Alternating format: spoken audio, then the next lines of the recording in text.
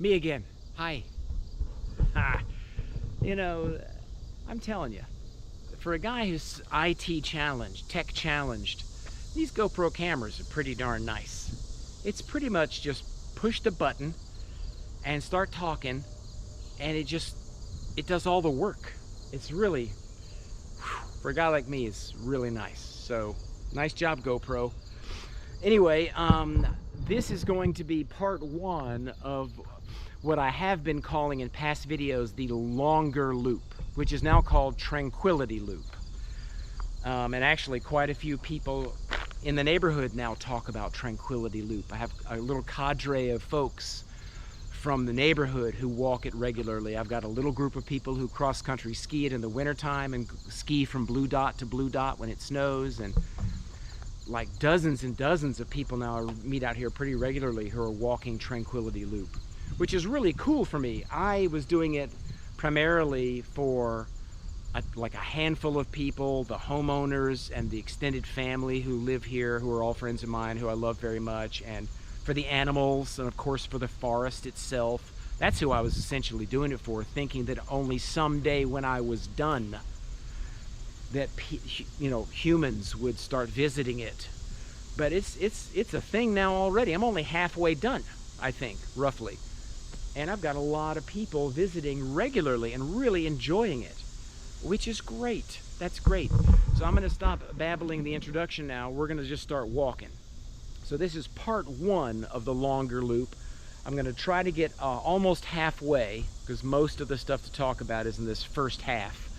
And then, you know, around 20-25 minutes, I'll cut the video at a good stopping point, and we'll make half number two, so I won't have to rush. All right, pan around. Panning slowly so no one gets upset. I hope that wasn't too fast. I don't have a gimbal. I have no plans on buying one. Here is the original easement path that was here even before the house, so that the public could get to the public trails over here for the Pier Cove Ravine Trust Trail system, which starts just over that ridge right there. Well, we're not going to walk that this time.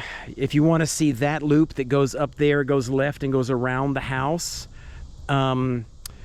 just check out the house loop video from spring. It looks essentially the same now as it did then. So, moving along here, this is the beginning of Tranquility Loop. And of course I have these cute little signs here. I've got 40 inspirational quotes at special spots all around this mile-long loop, from number 1 right here, Trail of Transformation, all the way to number 40, which is way over here where we're going to end up at the end of part 2 of this video series this time. And in September I'm going to walk this loop in shorter segments and read those signs for you guys, because I thought that could be nice. That's not going to happen today, of course. It would take way too long.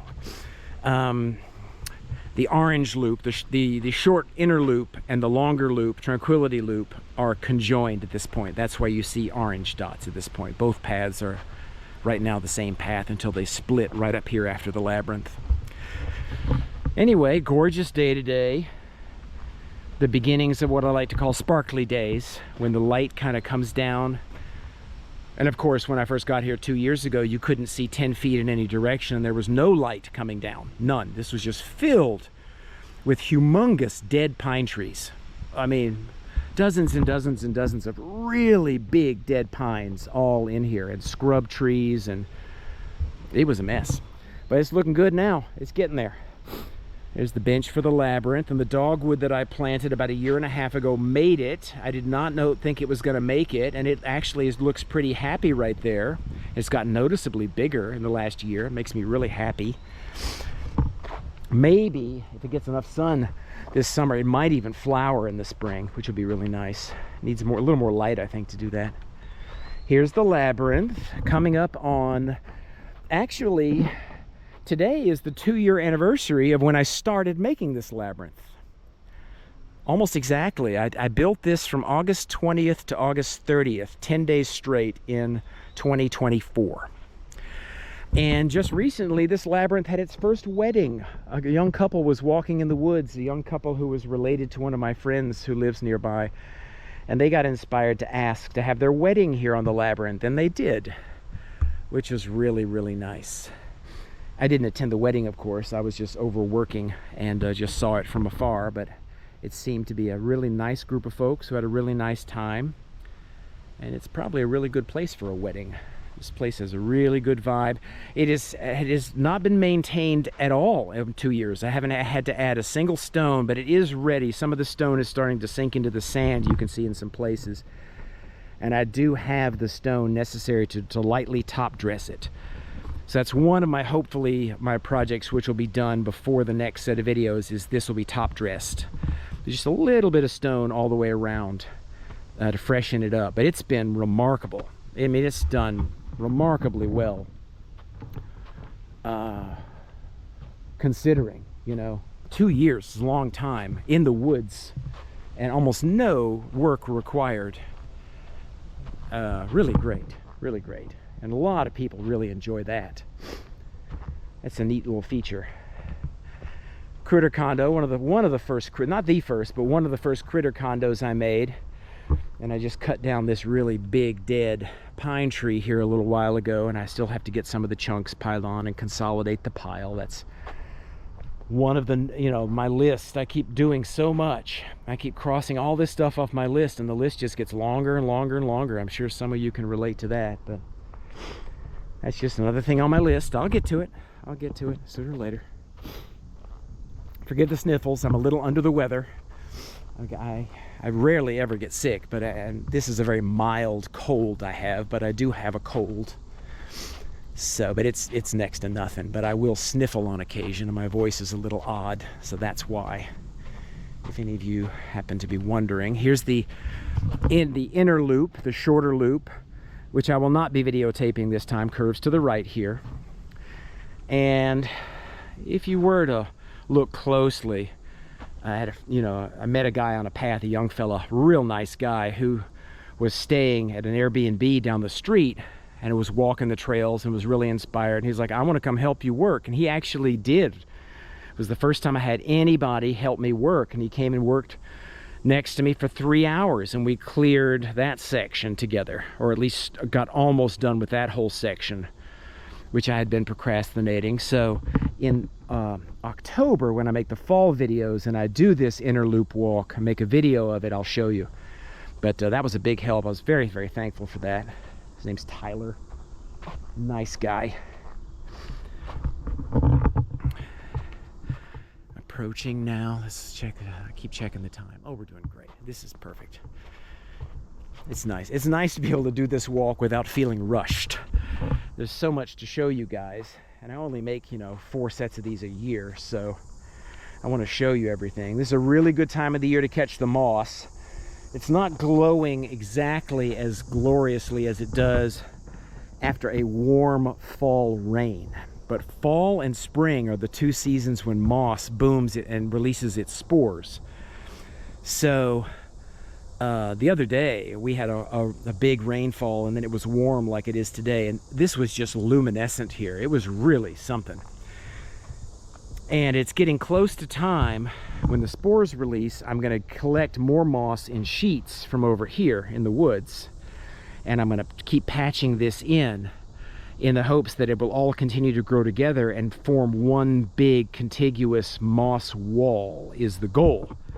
I may be pushing a river on that, but I'm going to try anyway. And if it succeeds, it succeeds. And if it doesn't, it looks gorgeous like this.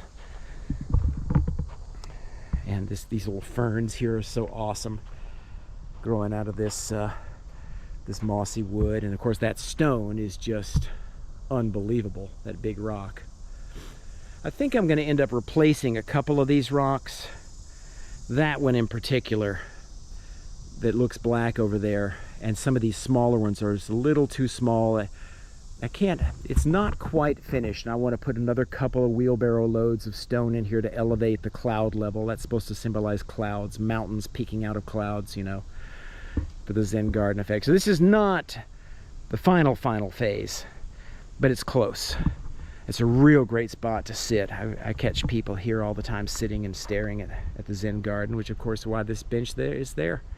These hollies have done great. I didn't even have to burlap them this last winter. The deer left them alone, which is fantastic. And here's the tea patio, which everyone has seen before if you've seen any of these videos. That is also coming up on its 2-year anniversary in October. I think I'm October the 11th of 24 is when I made that. And another wonderful place to sit. You have kind of a 360-degree view from there. It's quite lovely. Moving on down here. Pardon the sniffles again. And then this wind chime got hung here. You know, as it just dinged. Do you guys hear it just ding? It hardly ever dings. It just dinged right now. But this spirally tree inspired this quote, which says, you know, to grow with the wind is the title of this quote, you know, and it relates to this beautiful spiraling Scott's pine. And I didn't even realize that that quote was there when I placed this wind chime here. But of course, fitting. Quite lovely too.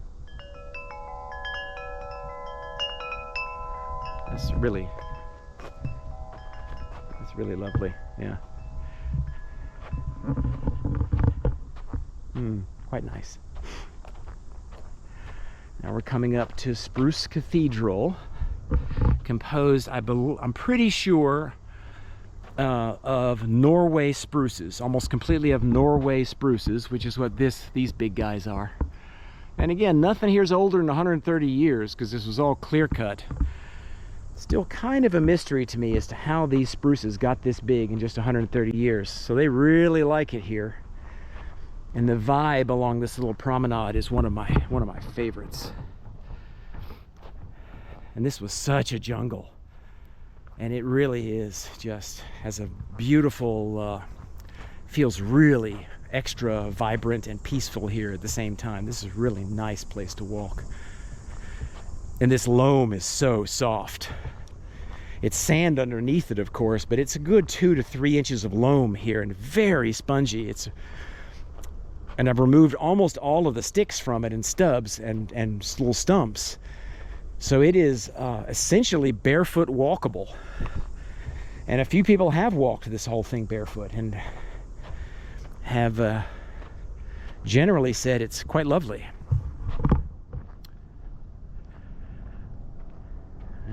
Round in the corner, Umbrella Beach. Love that tree, that Umbrella Beach there. This beech tree here has gotten noticeably bigger in just the year since I've cleared this space. Like this beech tree specifically is really loving life right there, which is nice to see. I want to see those beeches make a comeback. Now I'm going to cruise down here to the first of 4 intersections. This is where the Tranquility Loop. How are we doing on time? Oh, lovely. 13 minutes. Lovely. We're right on it. So this is where the blue path intersects the purple path in one of its 2 locations. This was the easement that the public used to use to get from Lakeshore Drive and the lake to go all the way through to the public trails, which were here before any of this was done that we're walking on today. And then that easement closed a while ago, and I cut in for the Ravine Trust people. They came and asked me, we cut in another easement over here that I'll show you in a second for the public to use now. And there's the Three Brothers Cafe in there, which you can go back and I think see. I think I walked that. I can generally show it, I guess, right now. Might as well. I'm right here. There were 3 humongous, and are 3 humongous eastern white pine trees, which of course you couldn't see anything in here. This was all just thick with sassafras trees and saplings of sugar maple and baby scrub and beech trees and brambles. But you could generally see this humongous eastern white pine right here, this twin trunk eastern white pine, which of course this video doesn't do it justice. It is just a magnificently monstrous tree. And there's so look at that, right? I mean, really something. And then there's another one there, and there's another one down there. There are 3 of them. And the family who owns this property, they have 3 boys.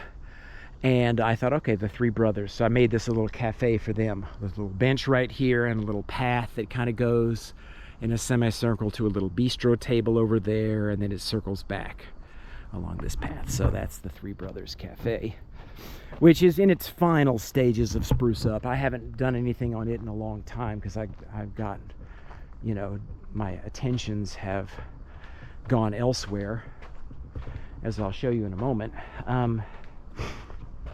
Well, as I'm showing you right now. I mean, a lot of this, it's just evolving. You know, you get out here, you wake up in the morning, and you walk around a little bit with your tools, and the wood says you're working here today, and you say okie doke, you know, and you work. So this is going to be gorgeous when this gets picked up. There's this amazing ground cover all in here. I don't know if you can see this, like a creeping juniper all in here. When I pick up all this junk, you know, this will all turn into a green carpet on both sides of the path here, which is going to be really nice. Doing? Oh, perfect. This is the last tree I have to cut to make this path drivable. It is officially a walking path, of course. I don't want the loam torn up, so no bicycles, no motorbikes, no e-bikes, no 4Runners, nothing's allowed on here. But for maintenance purposes, sometimes I'll borrow my friend's gator and drive back here to do some heavier work. And on the off chance that a special visitor is here who cannot walk the trails, I have offered to drive a couple of people around to show them on the gator, and to be able to do the whole blue loop on those special occasions. That's the only tree that has to get removed, and that's going to be a really tricky drop, but I know how I'm going to do it. It's going to be fun, actually. But other than that, the entire blue loop here, you can get in a gator and drive really slowly so you don't mess up the loam, and you can get people around on it. But like I said, that is rare, if ever, that has happened or will happen. But that tree will go down soon to make that doable.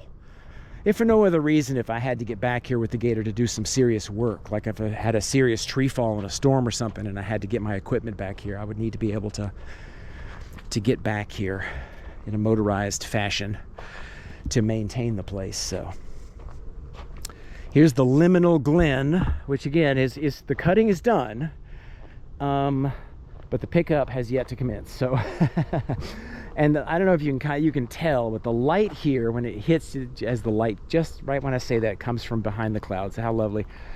But I don't know if you can tell, there's that same creeping juniper all over in here starting to spread. And the light through these eastern white pine trees is really something. Most of this is eastern white pine, and it makes for a really magical effect.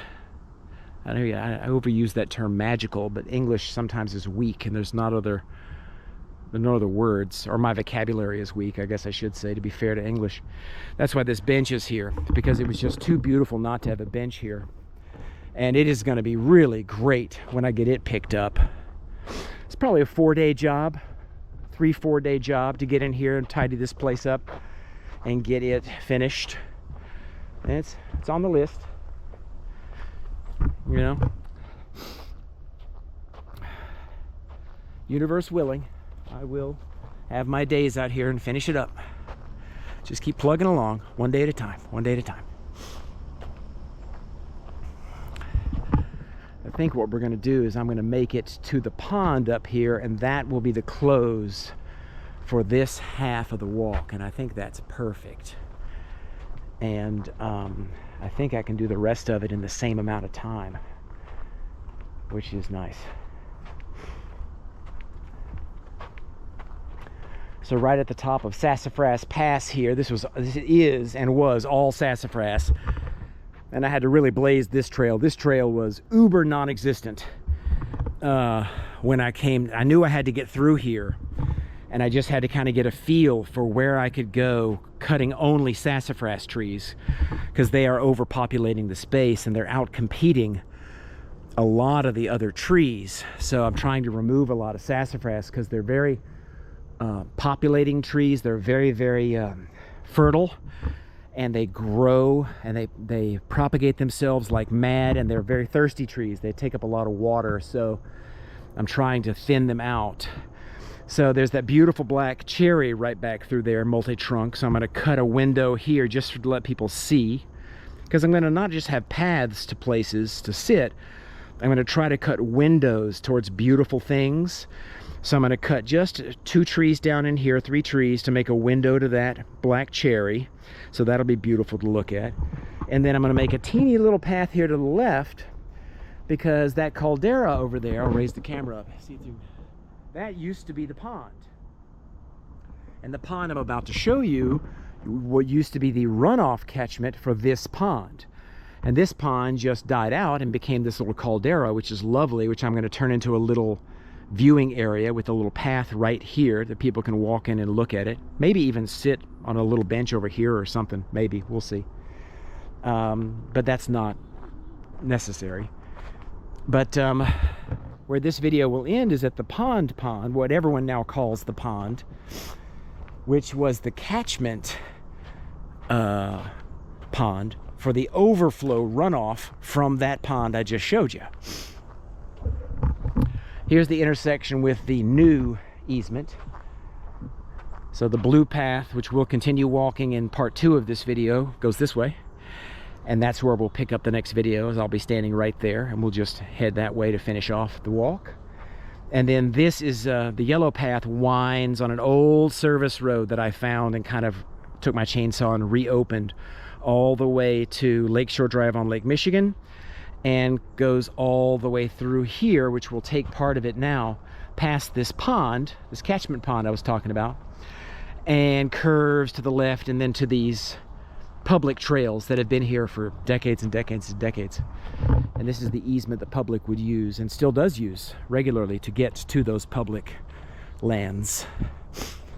This land I'm walking on now is private land, but it is public. It is notably and openly open to the public. So the landowner, my friends, have been very gracious, and they say, you know, you're doing all this work, just let the public go wherever they want to go, which has been really, a lot of people have been gratefully using that gift.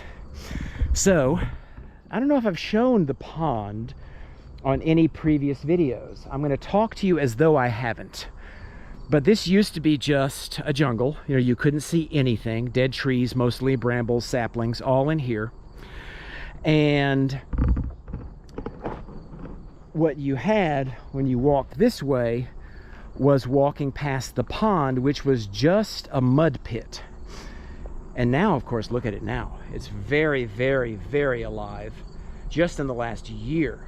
It did not look like this up until about a year ago, less than a year ago. It was just basically a pit of mud, every now and then that had some water in it. And now it is crazy alive. I made this berm with evergreen saplings. I planted these 3 green giants, 1, 2, 3, that are going to fill this space eventually and make a screen, so that when the public walks here, if anyone is seated on that bench, they'll feel more private. And I cut in this overlook, and I used my friend's gator and brought back all this mulch and stone to make it stable. And I got this beautiful holly tree, which was already here as a backdrop. And I planted this rhododendron, which is going to fill that space, 6 by 6. And if it gets enough sunlight, it's going to flower every spring. And I planted this burning bush, which is in full sun, so it turns bright, bright, bright red in the fall. And then there's the screen. You can imagine when all these green giants get to be 30 feet tall, that'll just fill, that'll be a wall of beautiful green right there, so you'll feel nice and private here. And then you have this view of this pond, which is a vernal pond, or more accurately, this is a water table pond. It rises to, it stays at the same height as Lake Michigan. So when Lake Michigan rises, this pond rises, and when Lake Michigan sinks, this pond sinks. And over the course of a year, it will vary 4 or 5 feet up and down. And all of these plants and animals who live in here, many of which have specifically evolved to live in ponds whose height fluctuates. It's really interesting. And up until recently, there was a snapping turtle living in here, Terry the turtle, who has since moved on. I think Terry pretty much ate all that was to be eaten in here. And it's still filled with little minnows and frogs and bugs and dragonflies. It's still very much alive, but for a snapping turtle, he probably got a little hungry, so he wandered off. But I can well imagine that this will become a haven for turtles at some point. Anyway, it's quite lovely. And I'm clearing out across the way a lot of the sassafras to add more light to the area. And I think I'm going to plant a bunch of daffodil bulbs over there across the way, so that in the spring that'll be kind of a carpet of daffodils. And snowbells are another flower, the bulb that does good, that the deer leave alone. And they'll be pollinators, and the bees and the butterflies will love them. And that'll look really pretty. And there's some gorgeous big trees back up in that glen right back there that you can't see. I'm going to open it up just a little bit so you get a hint of that as you look across. And yeah. And the Cooper's hawk, we have one Cooper's hawk that lives on the property and one barred owl. And the Cooper's hawk has taken up residence around here somewhere. She has her nest around here somewhere. Whenever she is spotted, she is almost always right around here, which is nice. Oh, when you have a lot of, predators on land, something good is happening. So I think with this amount of time, exactly, I'm going to pan the camera from the pond back to me. Slow pan, slow. And there I am. Hello. All right. So that is, that's most of the features, fair to say, that I've been working on. There's some more we'll get to in part 2 on the back 2/3. That was the first third of the mile loop. Little more than a third we've covered. And on the back 2/3, there's some more stuff to talk about. But this is a good spot to take a pause. And I'll upload this one independently. And yeah, just as a parting note, I hope you guys are enjoying these even half as much as I'm enjoying doing this work. This has been,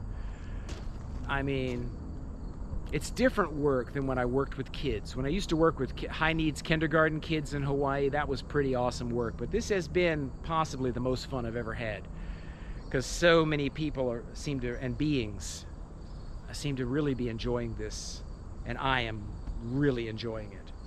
So thanks for joining along and letting me show it to you, and let's get out there together and try to be peaceful today and be kind to strangers. God knows everybody needs some kindness these days, so let's all go out today and maybe make it a mission once a day to be kind to a stranger. I think that may, I'm trying to do that with this place, inspire people to be more we and us focused as opposed to understandably, me and mine focused, So if you feel called to join the team, Team Kindness needs more players. So go out there and just be kind. How about that? All right. Love you guys. Talk to you soon. Bye-bye. I'm going to start part 2 now. Bye-bye.